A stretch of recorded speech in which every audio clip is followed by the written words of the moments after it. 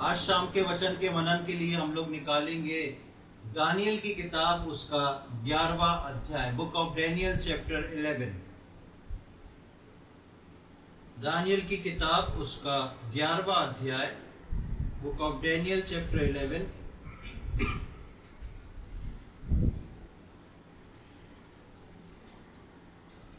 और उसकी 32वीं आयत का दूसरा भाग हम पढ़ेंगे। दानियल उसका 11वां अध्याय और उसकी 32वीं आयत का दूसरा भाग, जो परंतु से शुरू होता है। परंतु जो लोग अपने परमेश्वर का ज्ञान रखेंगे वे हियाव बांधकर बड़े काम करेंगे। यहाँ पर हम दानियल में जब हम आते हैं, हम सब जानते हैं कि दानियल मेजर प्रॉफिट में, बड़े भविष्यवक्ताओं में आने वाला एक व्यक्ति है।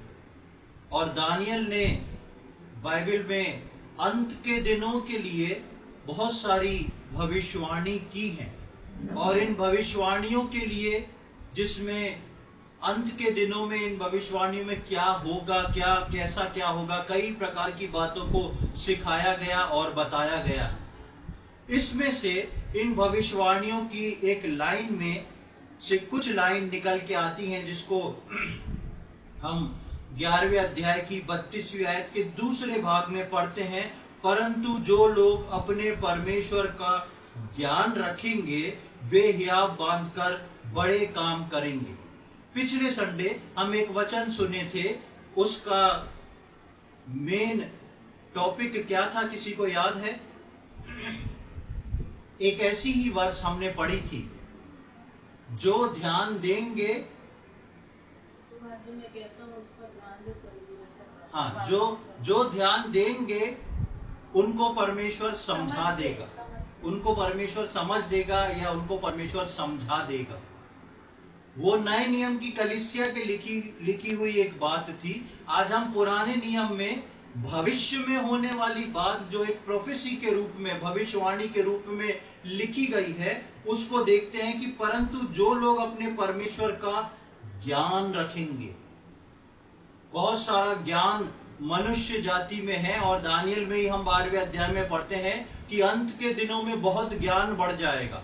लोग बहुत भागा दौड़ी करेंगे, बहुत ढूंढा डांडी करेंगे, और अंत के दिनों में जो ज्ञान है वो अपनी चरम सीमा पर पहुंच जाएगा। टेक्नोलॉजी अपने चरम सीमा पर पहुंच जाएगी। ये दानियल में भविष्यवाणी पहले से है।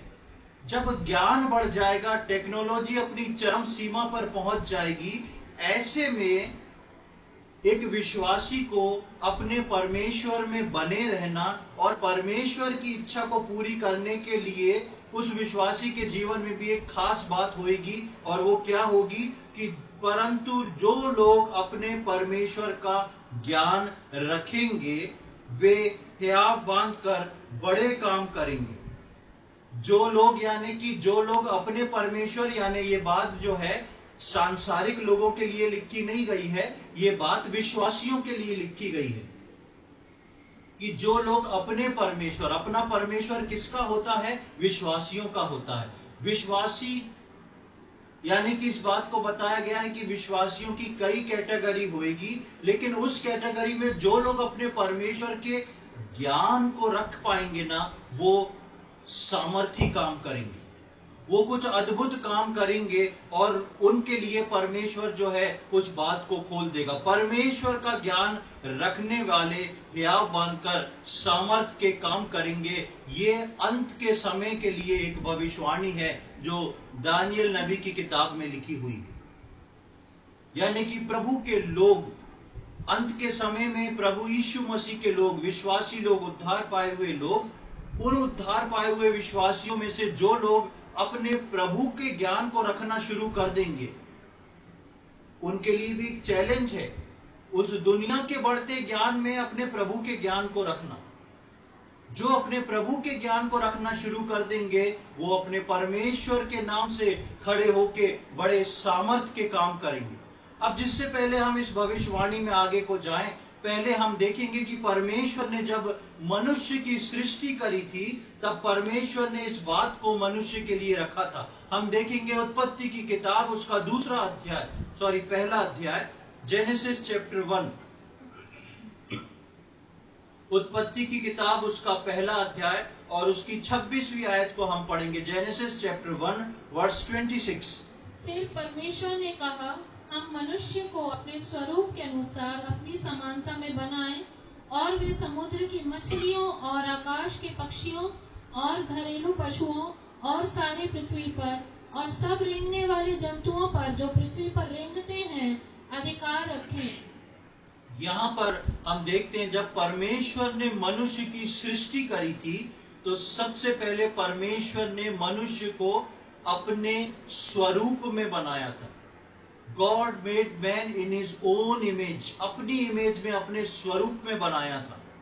परमेश्वर ने सूरज चांद तारों की सृष्टि करी, पेड़ पौधों की सृष्टि करी, स्वर्गदूतों को बनाया, लेकिन एकमात्र मनुष्य ऐसा था जिसको परमेश्वर ने अपने स्वरूप में रचा। और परमेश्वर के स्वरूप में, परमेश्वर के नेचर में, परमेश्वर की इमेज में जो है वो पावर है। परमेश्वर की इमेज में, परमेश्वर के उस स्वभाव में वो अधिकार है। NKJV में जो वर्ड, इंग्लिश बाइबल में जो वर्ड इस यहाँ के लिए यूज किया, वो वर्ड मुझे ध्यान नहीं आ रहा, लेकिन उस वर्ड का अर्थ है power to rule and control. यहाँ पे जो हिंदी भाषा में अधिकार रखें, उसका अर्थ है power to rule and control. यानी कि उस वो अधिकार, वो सामर्थ दी है परमेश्वर ने इस पृथ्वी को और इस पृथ्वी के कामों को अपने कंट्रोल में रखने की। बात को समझें, परमेश्वर ने मनुष्य को अपनी इमेज में रचा, अपनी स्वरूप में रचा, कि जिस प्रकार परमेश्वर का पावर, सामर्थ्य इस पृथ्वी पे, सारे ब्रह्मांड पर है, परमेश्वर ने मनुष्य को पृथ्वी के ऊपर पावर दी, पृथ्वी के कामों के ऊपर पावर दी, पृथ्वी के जानवरों के ऊपर पावर दी, पृथ्वी की सारी बातों के ऊपर पावर दी। इस स्वरूप में परमेश्वर ने आदम और हवा की रचना करी। ये परमेश्वर की प्लानिंग में शुरू से था जब परमेश्वर ने आदम और हवा की रचना करी। लेकिन परमेश्वर ने अपने स्वरूप में मनुष्य को बना के उसको अधिकार, सामर्थ सौंप दिया था। पर आदम और हवा ने जब पाप किया, जब आदम और हवा ने आज्ञा उल्लंघन किया, तब वे मनुष्य में शारीरिकता और उसकी गुलामी में आ गए। परमेश्वर ने आदम और हवा को अपने स्वरूप में रखा था, power to rule and control दिया था। लेकिन जब वो अनाज्ञाकारिता में गए, नीचे गिरे, तब उनको उस अदन की वाटिका से बाहर निकाल दिया गया और वो परमेश्वरी स्वभाव की आशीष अपने आप उनके जीवन से निकल गई। जब वो प्रभु में थे तो लिखा है उनके पास कपड़े नहीं थे पर वो लज्जाते नहीं थे। लेकिन जब वो पाप कर दिए, उस फल को खा लिए, अनाज्ञाकारिता कर ली, तो उनको शर्म आने लगी अपने आप को देखते हुए। अपने आप वो फल खाते ही उनके अंदर से परमेश्वर का स्वभाव चला गया। जब वो स्वभाव चला गया तो परमेश्वर ने जो उनको अपने स्वरूप में बना के वो power to rule and control दिया था, वो उनके अंदर से चला गया। और मनुष्य जो है, या हम कहें आदम और हवा जो है, या आदम और हवा के फल खाने के बाद मनुष्य जो है वो शारीरिकता में आ गया और शारीरिकता के अधीनता में आ गया। इसलिए मनुष्य आज के समय में पृथ्वी पे दिखने वाली चीजों के ऊपर पावर और कंट्रोल नहीं कर पाता, लेकिन उनके पावर और कंट्रोल के नीचे आ जाता है, उनके इन्फ्लुएंस के नीचे आ जाता है। चाहे वो कोई सी भी चीज क्यों ना हो, संसार की चीज हमको आकर्षित करती है, संसार की चीज हमको अपने पास खींच लेती है, संसार की चीजों से हमारा संघर्ष चलता है। परमेश्वर ने मुझको और आपको संघर्ष करने के लिए नहीं बुलाया। परमेश्वर ने मुझको और आपको power to rule and control के लिए बुलाया था। यह परमेश्वर की सनातन इच्छा और योजना थी।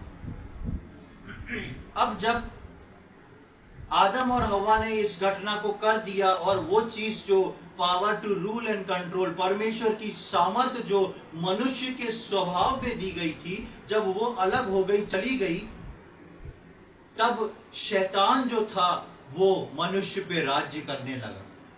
लेकिन परमेश्वर की योजना जो थी वो सनातन थी। इसलिए परमेश्वर ने दानियल नबी के द्वारा इस बात को रखा कि जो परमेश्वर का ज्ञान रखेंगे वो फिर से सामर्थ का काम करने लगेंगे। जिनको ये ज्ञान हो जाएगा, जब कलीसिया इस बात को सीख जाएगी कि क्या योजना थी परमेश्वर की, और वो योजना परमेश्वर पूरी कर सकता है मेरे जीवन में अभी भी। यानी कि एक उदाहरण के लिए एक बात को मैं रखूं, यदि एक पिता अपने बच्चे के लिए अपनी वसीयत लिखता है कि ये बच्चा अगर अच्छा निकलेगा, ये बच्चा इतनी पढ़ाई लिखाई कर लेगा, ये बच्चे का ऐसा स्वभाव होगा तो मेरी सारी जायदाद इसके नाम है। यदि ये बच्चा दुष्टता करता है, ये बच्चा इस प्रकार के काम करता है, तो मेरी सारी जायदाद जो है वो अनाथों को दे दी जाए। ये बच्चा जो था वो दुष्टता में लग गया, लेकिन एक दिन उसको पता पड़ गया कि अब पिता की वसीयत मेरे पास नहीं रहेगी। लेकिन एक दिन उसके हाथ में पिता की वसीयत आ गई, और जब पिता की वसीयत आ गई तो उस बेटे ने देखा ये वसीयत अभी भी मेरी हो सकती है यदि मैं सुधर जाऊं। वो जब सुधर जाता है, वापिस अपने आप वो वसीयत उसके नाम हो जाती है। प्रियो, मेरे और आपके जीवन में भी परमेश्वर का यही उद्देश्य है। परमेश्वर ने आदम और हव्वा यानी कि मनुष्य को जब रचा था, तो उसने मेरे और आपके नाम भी अपनी एक वसीयत करी थी, और उस वसीयत में था power to rule and control. परमेश्वर में सामर्थ्य होके उसके नाम से सामर्थ्य के काम करना, उसके नाम से अपनी सारी चीजों के ऊपर जय पा लेना। लेकिन मुझको और आपको शैतान ने दबा दिया और गिरा दिया। लेकिन आज परमेश्वर का वचन उस वसीयत के रूप में मुझको और आपको मिलता है, जो इस बात को याद दिलाता है कि मैं और आप उस वसीयत को, उस power to rule and control को वापस पा सकते हैं। और प्रभु यीशु मसीह जब इस दुनिया में आया, हम देखते हैं कि उस घटना के बाद, आदम और हव्वा के गिरे जाने के बाद, यीशु मसीह ने आने के बाद मनुष्य को फिर से मौका मिला, जो कि अपने जो उसने खोया था वो फिर से उसको रिस्टोर कर सकता था। अब प्रभु यीशु मसीह में जो लोग आ चुके हैं, उनके पास वापस उस सामर्थ का रिस्टोरेशन है। जो मसीह में आए वो सब नई सृष्टि बन गए और परमेश्वर की संतान होने का अधिकार मिल गया। अब उन पर वापस से power to rule and control है और परमेश्वर की सामर्थ्य है। आप समझ रहे हैं बात को? जिस दिन आपने प्रभु यीशु मसीह को उद्धारकर्ता के रूप में ग्रहण किया, उस दिन वापस वो वसीयत रिन्यू हो गई। लेकिन जब तक उस वसीयत का रिन्यूअल के बारे में मुझको और आपको मालूम नहीं होगा, तब तक मैं और आप उसको इस्तेमाल नहीं कर पाएंगे। तब तक मैं और आप जो हैं उसको काम में नहीं ला सकते। पर आज भी कई विश्वासी परमेश्वर की सामर्थ को यूज नहीं कर पाते हैं और उससे अनजान हैं और निराशा में अपने विश्वासी जीवन को बिताते हैं। आज भी हमारे जीवन में कई बार ऐसा होता है कि हम उद्धार पा लिए, विश्वासी बन गए, कलीसिया आ रहे हैं, प्रभु बोध से भाग ले रहे हैं, हर मीटिंग में आ रहे हैं, लेकिन अपने आत्मिक जीवन में, उस स्पिरिचुअल वॉरफेयर में हमको एक संघर्ष दिखाई देता है। हमको लगता नहीं कि हम इसको ओवरकम कर सकते हैं, हम इसको हरा सकते हैं, क्योंकि सारी बातें तो सीख गए हैं। हम बोलते हैं प्रभु मेरी सहायता करें इसमें से बाहर निकलने के लिए। प्रभु ये चीज जो है मेरे लिए बहुत भारी है, मैं इससे बाहर नहीं निकल पाता हूं। जानते हैं, जब मूसा इजराइलियों को लेके समुद्र तट पर खड़ा था, तो मूसा ने परमेश्वर से दोहाई दी, और परमेश्वर मूसा को क्या बोलता है? किसी को याद है? परमेश्वर उसके प्रार्थना के उत्तर में एक बात बोलता है। हाँ, नहीं, लाठी बाद में आई। हाँ, परमेश्वर बोलता है तू मेरी दुहाई क्यों देता है, क्यों मुझसे प्रार्थना कर रहा है खड़े होकर, तेरे हाथ में क्या है? वो बोलता लाठी है। तो कह रहा जाओ लाठी लेके मारो, समुद्र दो भाग हो जाएगा। मैं और आप कई बार इसी प्रकार से बिहेव करते हैं। हम उद्धार पा लेते हैं, विश्वास में आ जाते हैं, प्रभु में आ गए, प्रार्थना कर रहे हैं, प्रभु ऐसा ऐसा ऐसा, हम निरंतर प्रार्थना करते रहते हैं। इसका अर्थ ये नहीं कि हम प्रार्थना करना छोड़ दें, प्रार्थना का एक अलग महत्व है। लेकिन मैं आपको इस बात को बताना चाह रहा हूं कि परमेश्वर में आए हुए लोगों को परमेश्वर अथॉरिटी देता है। परमेश्वर में आए हुए लोगों को परमेश्वर power to rule and control देता है। यह परमेश्वर की सिद्ध इच्छा में था और यह परमेश्वर ने शुरू से दिया। जब मूसा परमेश्वर की शरण में आ गया, 40 साल परमेश्वर ने मूसा को सिखा दिया, और जब परमेश्वर के लिए मूसा आके खड़ा होता है तो परमेश्वर कहता है क्यों मेरी दुहाई दे रहे हो, तुमको मैंने ऑथराइज्ड किया है, तुमको मैंने अथॉरिटी दी है, उस अथॉरिटी को यूज करो। प्रियो, ठीक इसी प्रकार मेरे और आपके जीवन में परमेश्वर ने मुझको और आपको ऑथराइज किया है, वो अथॉरिटी दी है जिसको मैं और आप अपने जीवन में इस्तेमाल कर सकते हैं। और वो चीज जो है वो परमेश्वर की सामर्थ है। इसलिए ही दानियल में लिखा है, जो लोग अपने परमेश्वर का ज्ञान रखेंगे, जो अपने पास रखेंगे, उनको पढ़ेंगे, समझेंगे कि परमेश्वर के ज्ञान में क्या है, तो वे हियाव बांधकर बड़े काम करेंगे, यानी कि सामर्थ के काम करेंगे। और परमेश्वर ने पहले से दानियल नबी के द्वारा ये भविष्यवाणी करवा के दी।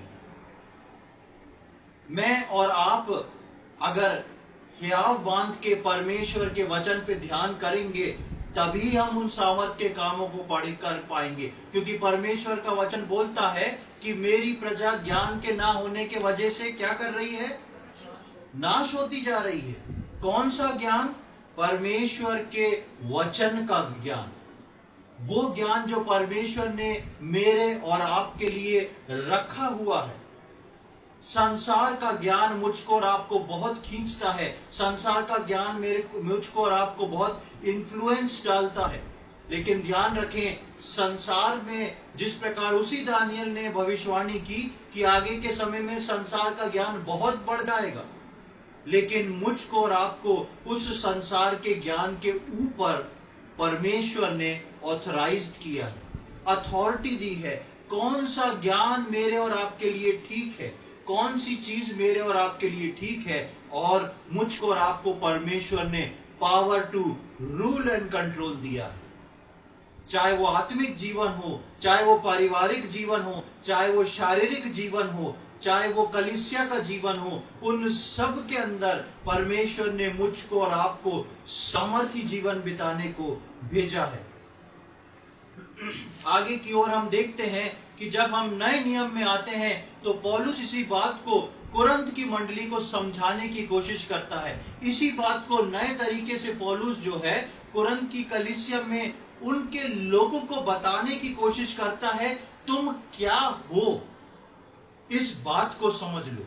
देखेंगे हम 2 कुरिन्थियों उसका 10वां अध्याय और उसकी 3री आयत से लेके 5वीं आयत तक हम पढ़ेंगे। 2 Corinthians chapter 10 verses 3 to 5।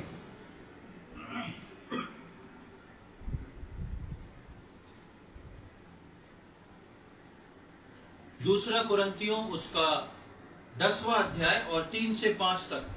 क्योंकि यद्यपि हम शरीर में चलते फिरते हैं तो अभी शरीर के अनुसार नहीं लड़ते, क्योंकि हमारी लड़ाई के हथियार शारीरिक नहीं पर गढ़ों को ढा देने के लिए परमेश्वर के द्वारा सामर्थी है।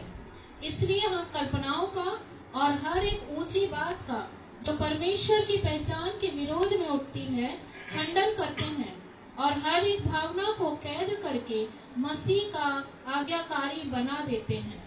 यहाँ पर पौलुस प्रेरित जो है कुरिन्थ की कलीसिया को अपने दूसरे पत्र में इस बात को सिखाता है, कलीसिया के लोगों को बताता है और बोलता है, क्योंकि यद्यपि हम शरीर में चलते फिरते हैं तो भी शरीर के अनुसार नहीं लड़ते। वो बताता है पौलुस कि मुझको और आपको जीवन जो है इसी शरीर में बिताना है। ये शरीर जैसा भी हो, जो भी चाहता है, मुझको और आपको इसी में अपने जीवन को बिताना है। लेकिन वो बोलता है कि हम उस शरीर के अनुसार लड़ते नहीं। अब ये चलना और लड़ना कैसे एक साथ आ गया?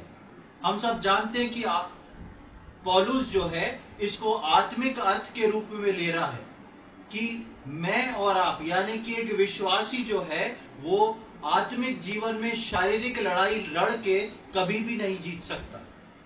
आप चाहे अपने प्रार्थना का समय 2 घंटा से 4 घंटा कर लें, शरीर का बल लगा लें, आप उसको हासिल नहीं कर सकते जब तक आप उसके आत्मिक एक्सपेक्ट को लेके ना चलें। उसी बात को पौलुस जो है यहाँ पर बता रहा है कि आत्मिक जीवन की लड़ाई जो है वो शारीरिकता से कभी भी लड़ी नहीं जा सकती। आत्मा का कुछ अलग भाव है और इसलिए बोलता है 4वीं आयत में, क्योंकि हमारी लड़ाई के हथियार शारीरिक नहीं पर गढ़ों को ढा देने के लिए परमेश्वर के द्वारा सामर्थी है। हमारे पास जो परमेश्वर ने इंस्ट्रूमेंट्स दिए हैं, जो टूल्स दिए हैं, वो शारीरिक नहीं, शारीरिक रीति से मैं और आप शत्रु के ऊपर हमला कर सकते हैं, पत्थर फेंक सकते हैं, बंदूक चला सकते हैं। लेकिन पूरा का पूरा घर उड़ाना हो तो क्या करना पड़ेगा? हाँ, बम लगाना पड़ेगा ना। तो परमेश्वर कह रहा है बम का इंतजाम मैंने कर रखा है। तुम्हारे को इतनी सामर्थ्य दी है कि तुमको पत्थर फेंकने, गोलियां चलाने की आवश्यकता नहीं है। प्रार्थना करो और सीधा बम से उड़ाओ। इसलिए लिखा, उसका अर्थ यही है, गढ़ों को ढा देने वाला। जब ढाया जाता है तो पूरा का पूरा नीचे बैठ जाता है।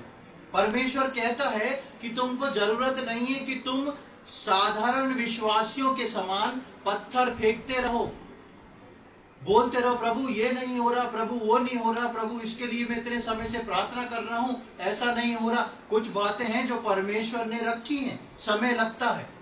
लेकिन जहां आत्मिक सामर्थ की बात है तो परमेश्वर अपने लोगों को बताना चाहता है कि तुम्हारे पास वो सामर्थ है कि तुम गढ़ों को ध्वस्त कर सकते हो, ढा सकते हो, उनकी नींव से नीचे गिरा सकते हो। तुमको छोटी चीजें, शारीरिक लड़ाई लड़ने की जरूरत नहीं। अपने आप को पहचानो और ऑर्डिनरी नहीं, एक्स्ट्रा ऑर्डिनरी विश्वासी बनो।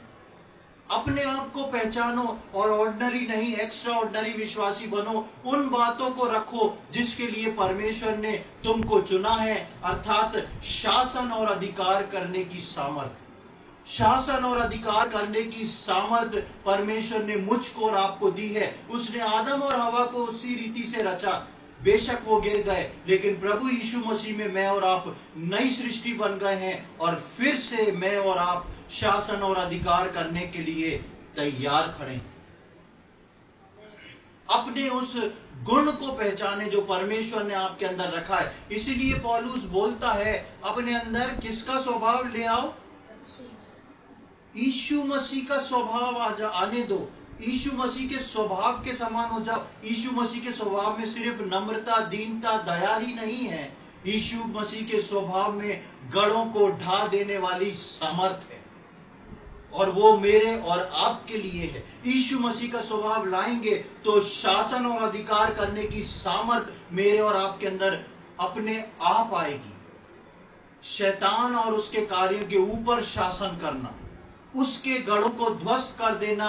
वो गढ़ जो उसने मेरे और आपके घरों में बना रखे हैं, वो गढ़ जो उसने मेरे और आपके कार्यस्थल में बना रखे हैं, वो गढ़ जो उसने मेरे और आपके आपसी संबंधों में बना रखे हैं, उन गढ़ों को ध्वस्त करने के लिए परमेश्वर की सामर्थ्य मुझको और आपको दी गई है। और परमेश्वर इसलिए बोलता है जो परमेश्वर का ज्ञान रखेंगे ना, केवल वो शासन करेंगे और सामर्थ्य के काम करेंगे। यानी कि हर विश्वासी के लिए नहीं है, लेकिन जिसके कान खुल जाए, जिसकी आंख खुल जाए, उस हर विश्वासी के लिए ये शासन और सामर्थ रखी हुई है।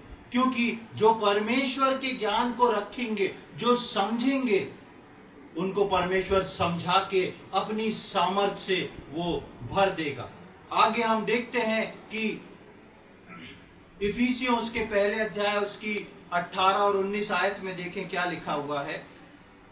इफिसियों उसका पहला अध्याय 18 और 19वीं आयत। और तुम्हारे मन की आंखें ज्योतिर्मय हो कि तुम जान लो कि उसकी बुलाहट की आशा क्या है और पवित्र लोगों में उसकी मिरास की महिमा का धन कैसा है और उसकी सामर्थ हम में जो विश्वास करते हैं कितनी महान है, उसकी शक्ति के प्रभाव के उस कार्य के अनुसार। बस यहाँ पर मैं इतना इसलिए पढ़वा रहा हूँ क्योंकि हम इसको कई बार पढ़ चुके हैं। आप जान सकते हैं कि यहाँ पे इफिसस की कलीसिया को पौलुस प्रेरित जो पत्र लिख रहा है वही पौलुस है जो कुरंत को लिख रहा है, वही इफिसस को बता रहा है कि मैं तुम्हारे लिए प्रार्थना करता हूँ कि तुम्हारे मन की आंखें कैसी हो जाएं, गॉगल लगा के चलने वाली नहीं, तुम्हारे मन की आंखें ज्योतिर्मय हो जाएं ताकि वो बात जो साधारण विश्वासी नहीं समझते वो तुम समझ जाओ परमेश्वर के वचन को पढ़ के। और इसलिए बोलता है कि उस बुलाहट को, तुम्हारी आंखें ऐसी ज्योतिर्मय हो कि तुम उस बुलाहट को समझो। और 19वीं आयत में लिखा है उसकी सामर्थ जो दूसरे में है। सही पढ़ा मैंने? किस में है? हम में है। यहाँ नहीं लिखा उसकी सामर्थ जो बगल वाले विश्वासी पर है, उसकी सामर्थ जो परमेश्वर के पास्टर पर है, उसकी सामर्थ जो सेवकों पे है, नहीं। लिखा है पौलुस प्रेरित उस कलीसिया को अपने साथ एक करके बोल रहा है उसकी सामर्थ जो हम में है। प्रभु यीशु मसीह पर विश्वास करने वालों के लिए परमेश्वर की सामर्थ उन लोगों पे है, यानी कि मुझ में और आप में है। प्रियो, कभी भी शैतान मुझको और आपको बहकाए ना कि हम कुछ नहीं कर सकते। मैं और आप यीशु मसीह में सब कुछ कर सकते हैं, क्योंकि हमारे जिंदा परमेश्वर की सामर्थ, शासन और अधिकार करने की सामर्थ मुझको और आपको प्रभु यीशु मसीह में दी गई है, दोबारा से पुनः जागृत की गई है। जो सामर्थ्य परमेश्वर के स्वभाव में आदम और हव्वा ने होके खो दी थी, वो सामर्थ्य परमेश्वर के स्वभाव में वापस प्रभु यीशु मसीह में मुझको और आपको दे दी गई है। हम देखते हैं कि पौलुस प्रेरित खुद ही इस बात को बोलता है।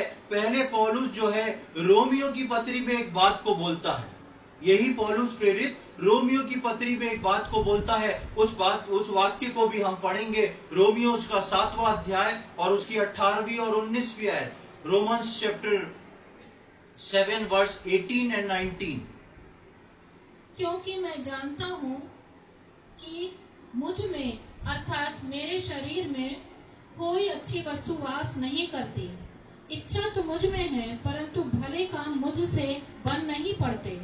क्योंकि जिस अच्छे काम की मैं इच्छा करता हूँ वह तो नहीं करता, परंतु जिस बुराई की इच्छा नहीं करता वही किया करता हूँ। यहाँ पर हम देखते हैं वही पौलुस प्रेरित जो कुरंत की कलीसिया को लिख रहा है, उससे पहले यही पौलुस प्रेरित बोलता है कि कुछ है मेरे अंदर, और जो है मेरे अंदर वो इस प्रकार का है कि मैं जो कुछ अच्छा करना चाहता हूं वो कर नहीं पाता, और जो खराब काम है, जो मुझे पसंद नहीं है, जिनकी मैं इच्छा नहीं करता, वो काम क्या होता है, मुझसे वही हो जाता है। पौलुस बड़ा परेशान है। और 7वें अध्याय में आप आगे पढ़ेंगे तो पौलुस बोलता है मुझे इस मृत्यु की देह से कौन छुड़ाएगा।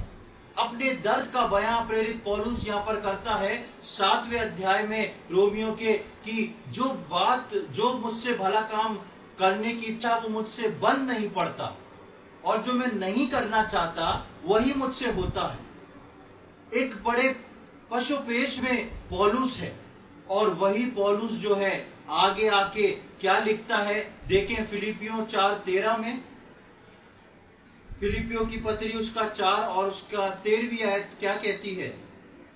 जो मुझे सामर्थ देता है उसमें मैं सब कुछ कर सकता हूँ। पौलुस पहले बोलता है मैं नहीं कर सकता, मुझसे नहीं बन पड़ता, लेकिन फिलिपियों 4:14 4:13 तक आते हुए वही पौलुस बोलता है जो मुझे क्या देता है? सामर्थ देता है। परमेश्वर सामर्थ देता है प्रभु यीशु मसीह में उद्धार पाए हुए लोगों को। परमेश्वर सामर्थ देता है प्रभु यीशु मसीह में उद्धार पाए हुए लोगों को। प्रभु यीशु मसीह में उद्धार पाके आए हुए लोगों को परमेश्वर शासन और अधिकार करने की सामर्थ देता है।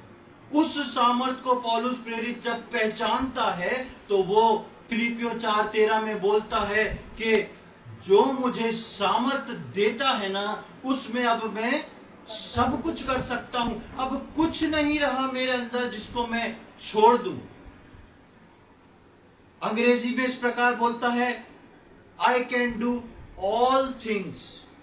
कोई चीज बची नहीं है। I can do all things through Christ who strength me, who gives me strength, जो मुझको वो सामर्थ देता है।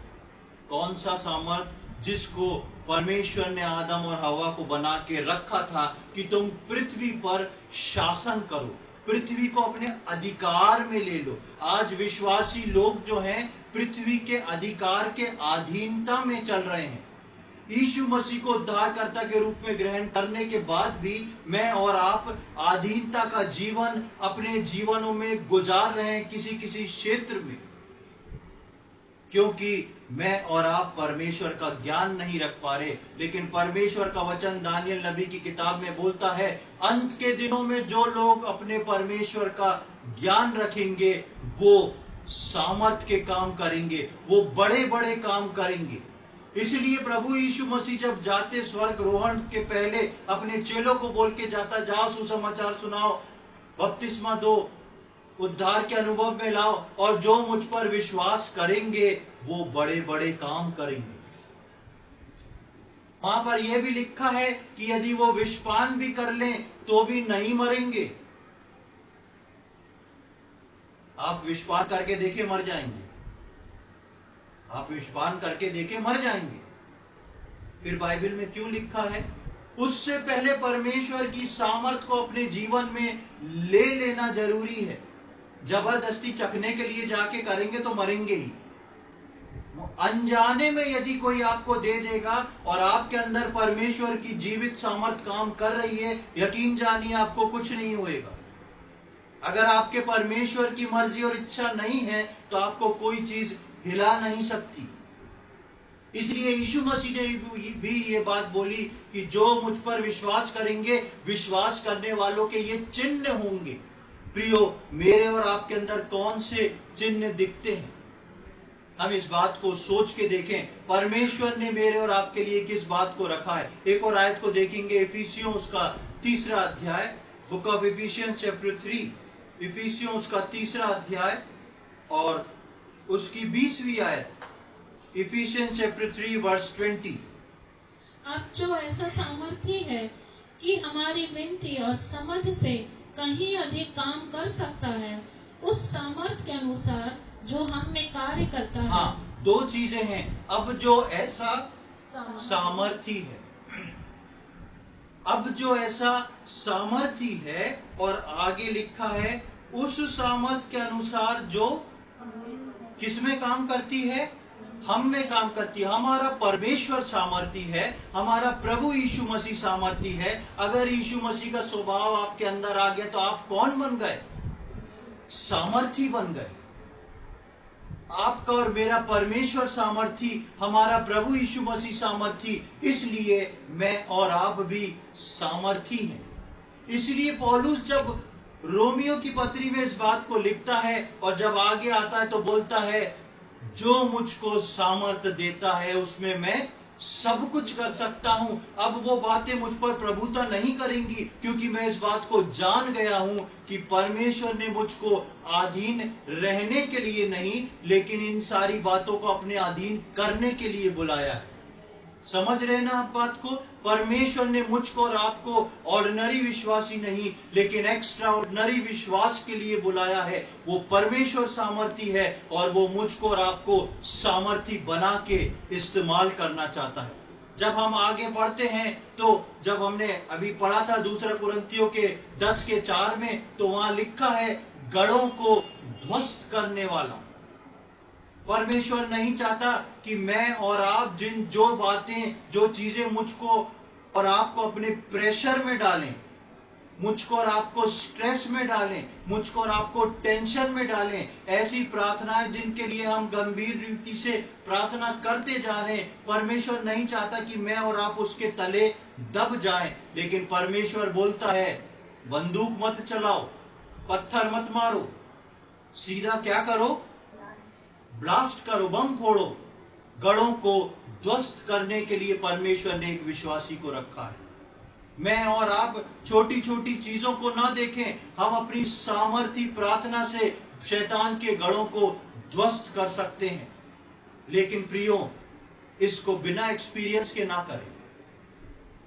गढ़ों को ध्वस्त करने से पहले मुझको और आपको क्या इकट्ठा करना पड़ेगा? बारूद इकट्ठा करना पड़ेगा। पत्थर को लेके हम सोचें गढ़ को ध्वस्त कर दें तो 2-4 पत्थर हम में ही पड़ जाएंगे। इसलिए ये जरूरी है कि अपने अंदर उस बारूद को जमा करें। और वो बारूद क्या है जिसको दानियल बोलता है, जो परमेश्वर के ज्ञान को रखेंगे अपने दिल के अंदर, अपने दिमाग के अंदर परमेश्वर के वचन को रखना बहुत जरूरी है। जो इस ज्ञान को रखेंगे वो गढ़ों को ध्वस्त कर पाएंगे। मुझको और आपको परमेश्वर ने इन गढ़ों को ध्वस्त करने के लिए बुलाया है। आप देखेंगे परमेश्वर के वचन में अब्राहम के विषय में जब हम पढ़ते हैं, अब्राहम बूढ़ा हो चुका था, उसको संतान की कोई आस नहीं थी। अब्राहम और उसकी पत्नी दोनों की बच्चा उत्पन्न करने की सीमा से बाहर जा चुके थे। लेकिन परमेश्वर की सामर्थ्य से अब्राहम अपने बुढ़ापे की अवस्था में परमेश्वर उसको एक पुत्र देता है और इसहाक देता है। अब्राहम ने विश्वास के द्वारा शैतान और मेडिकल साइंस को ध्वस्त कर दिया। मैं और आप शैतान और मेडिकल साइंस को ध्वस्त करने वाले लोग हैं। इस बात को ना देखें कि आपके जीवन में आपके शरीर के या दूसरे शरीर के, दूसरे लोगों के शरीर की मेडिकल रिपोर्ट क्या कहती है। हो सकता है बहुत गंभीर बीमारी हो सकता है बहुत कुछ डॉक्टर ने बोला हो, लेकिन ध्यान रखें आपके पास वो सामर्थ्य है जो आप उस मेडिकल रिपोर्ट को ध्वस्त कर सकते हैं। ये परमेश्वर की ओर से है और ये जादुई शक्ति नहीं, ये जिंदा परमेश्वर की जिंदा सामर्थ्य है, शासन और अधिकार करने वाली सामर्थ्य। अब्राहम ने यही किया और उसने बुढ़ापे में एक पुत्र को प्राप्त किया। उसके आगे हम चलते हैं तो हम इसहाक के बारे में पढ़ते हैं। इसहाक के जीवन में जब अकाल आया, पहले इसहाक की पत्नी बांझ थी। इसहाक ने उस बांझपन को परमेश्वर की सामर्थ्य में प्रार्थना करके ध्वस्त कर दिया। आप बाइबल में पढ़ेंगे तो लिखा है इसहाक ने अपनी पत्नी के लिए प्रार्थना करी और उसको एक पुत्र हो गया। उसने वहां पे उस मेडिकल साइंस को ध्वस्त करा। उसके बाद परमेश्वर ने इसहाक के जीवन में एक ऐसा समय लाया जब अकाल का समय था और इसहाक जा रहा था। परमेश्वर उसको बोलता है यहीं रुक जा अकाल के देश में, और इस अकाली में, इस सूखे में तू बुआई कर। और इसहाक जो था उस सूखे में बुआई करता है और वहां पर लिखा है वो 100 गुना फल प्राप्त किया। 100 गुना फसल को काट लिया इसहाक उस सूखे के अकाल के स्थान पे। इसहाक ने इस बात को प्रूव किया कि प्रकृति चाहे कुछ भी क्यों ना हो, मैं प्रकृति के ऊपर शासन और अधिकार रखने वाला परमेश्वर का जन्म। और इसहाक ने उस सूखी भूमि पे बिना बारिश, बिना पानी के 100 गुना फसल को लगा के प्राप्त कर लिया।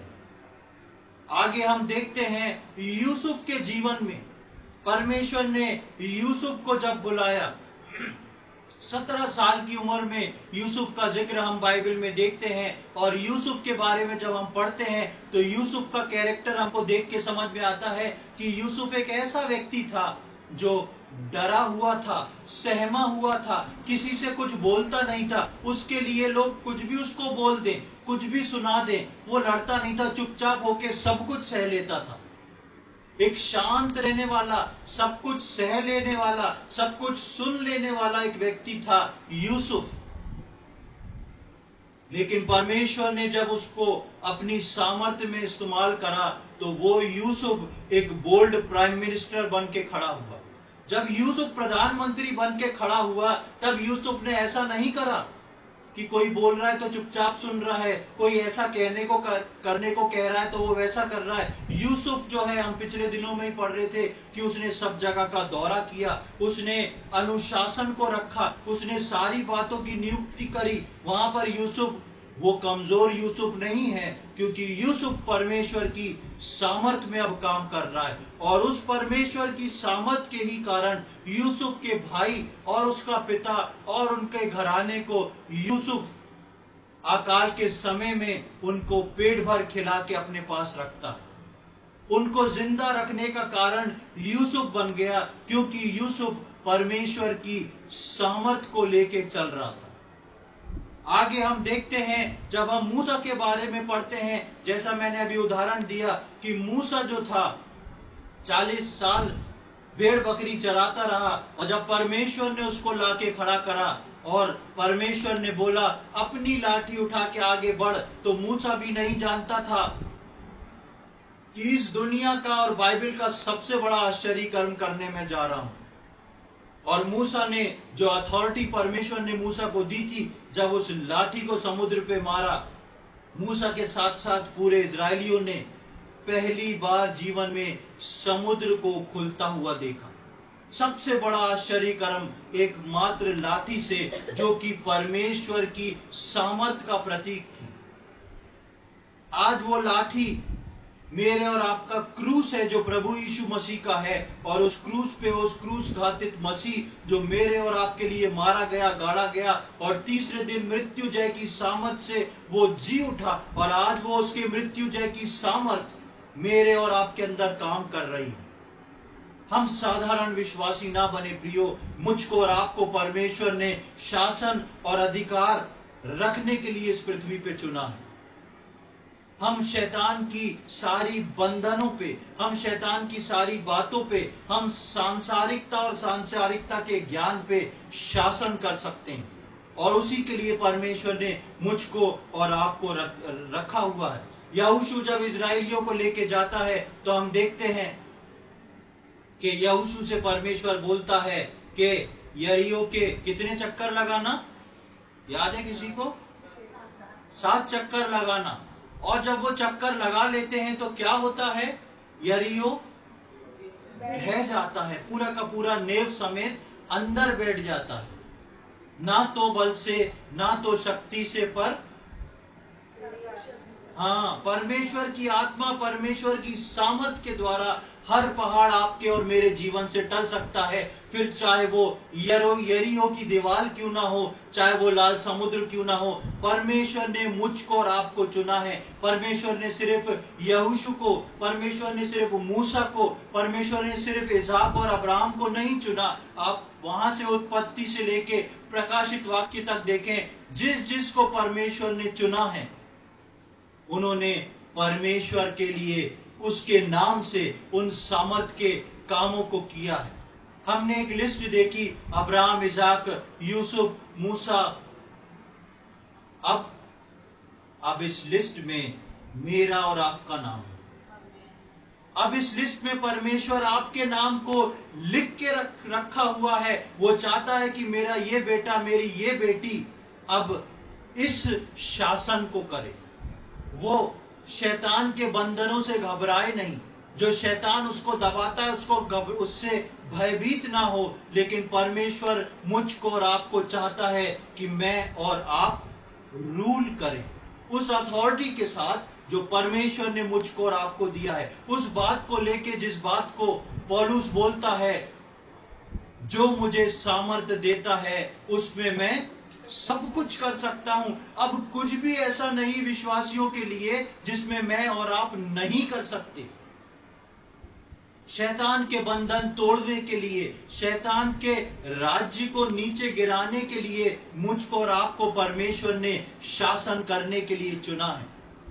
मैं और आप, जब अंत के समय में ज्ञान बढ़ रहा है, उस संसार की अधीनता, संसार के ज्ञान की अधीनता में नहीं आए, उसमें से निकले। परमेश्वर मेरी और आपकी आंखों को खोलता है। आगे बहुत सारी, जैसा मैंने बताया, आगे बहुत सारी लिस्ट है, पर अब आपके नाम की बारी है। परमेश्वर चाहता है कि अब इस लिस्ट में मेरा और आपका नाम जुड़े। अपनी प्रार्थना का उत्तर अपने परमेश्वर की सामर्थ से लेकर आने का समय है ये विश्वासियों के लिए। मेरी और आपकी प्रार्थनाओं का उत्तर जो रुका है, उस उत्तर को अपने परमेश्वर की सामर्थ से लेके मुझको और आपको आना है। चाहे वो प्रार्थना मेरे और आपके घर के लिए हो, चाहे वो प्रार्थना मेरे और आपके घर के सदस्य के लिए हो, चाहे वो प्रार्थना मेरे और आपके आत्मिक जीवन के लिए हो, चाहे वो प्रार्थना मेरे और आपके कोई बंधन के लिए हो। परमेश्वर की सामर्थ को इस्तेमाल करें, क्योंकि परमेश्वर ने मुझको और आपको उसके शासन और अधिकार की सामर्थ दी। प्रियो, पौलुस बोला, लेकिन आज ये बात परमेश्वर चाहता है कि मैं और आप इस बात को बोलें। किस बात को? जो मुझको सामर्थ देता है उसमें मैं सब कुछ कर सकता हूं। अब वो बात बीत गई कि जो भलाई मैं करना चाहता हूं वो मुझसे बन नहीं पड़ती। विश्वास रखें और अपने आप को पहचाने कि परमेश्वर ने आपको क्या दिया है, आप क्या हो। आप सोच लोगे, आप बन जाओगे। आप ले लोगे, परमेश्वर आपको दे देगा। इसलिए पिछले संडे हम वचन में सुन रहे थे कि जो ध्यान देगा उसे परमेश्वर समझा देगा। मुझको और आपको ध्यान देना है। मुझको और आपको इन अंत के दिनों में परमेश्वर के वचन को रख लेना है और परमेश्वर मुझसे और आपसे उन सामर्थ के काम को करवाएगा। प्रियो, ये एक भविष्यवाणी है जो परमेश्वर ने दानियल के द्वारा अंत के समय के लिए दी है। क्या आप इस भविष्यवाणी में अपने नाम को जोड़ना चाहते हैं? यदि आप इस भविष्यवाणी में अपने नाम को जोड़ना चाहते हैं तो बेशक जुड़ सकता है। इसके लिए आपको कहीं लाइन लगाने की जरूरत नहीं। इसके लिए आपको खुद अपना नाम उसमें लिखना पड़ेगा। परमेश्वर, मैं आज से आपकी सामर्थ में जीना चाहता हूं। परमेश्वर, मैं उस अथॉरिटी को लेता हूं जो आदम और हवा से खो गई थी, लेकिन प्रभु यीशु मसीह में उद्धार पाने के बाद मुझे मिल चुकी है। मैं उसको वापस लेता हूं, अपने अंदर रिजनरेट करता हूं, अपने अंदर उसको वापस रिस्टोर करता हूं और आपकी सामर्थ में मैं होके अब जीना चाहता हूं, ताकि मैं संसार की चीजों पे, इस दुनिया के ऊपर प्रभुता कर सकूं आपकी सामर्थ से। जो बातें मुझे नीचे बार बार गिराती हैं, मैं उनमें सामर्थ होके, उनके ऊपर होके उनको अपने अधीन कर सकूं। मैं किसी के अधीन नहीं होऊंगा, लेकिन मैं परमेश्वर की सामर्थ में होके इस पृथ्वी को अपने अधीनता में करके अब उस अधिकार को लेके अपने अधिकार में करूंगा। परमेश्वर ने मुझको और आपको प्रियो इसलिए तो चुना है। हम ये ना कहें बहुत हो गया, नहीं होता। अब हम आज से इस बात को बोलें, मैंने परमेश्वर के वचन को रख लिया है और अब जो मुझे सामर्थ देता है उसमें मैं सब कुछ कर सकता हूं। आने वाले समय में परमेश्वर हम में से प्रत्येक की सहायता करे कि हम परमेश्वर की सामर्थ में जिए। हम उस बात को छोड़ के पीछे नहीं हट जाएं, साधारण विश्वासी नहीं, लेकिन हम असाधारण विश्वासी बन के उस शासन और अधिकार की सामर्थ को जो परमेश्वर ने मेरे और आपके लिए दी है उसको लेके हम इस्तेमाल करें और जयवंत से बढ़ के जीवन को जिए। परमेश्वर इन वचनों को समझने में हम में से प्रत्येक की सहायता करे। प्रभु के नाम की महिमा हो। आइए हम प्रार्थना करेंगे।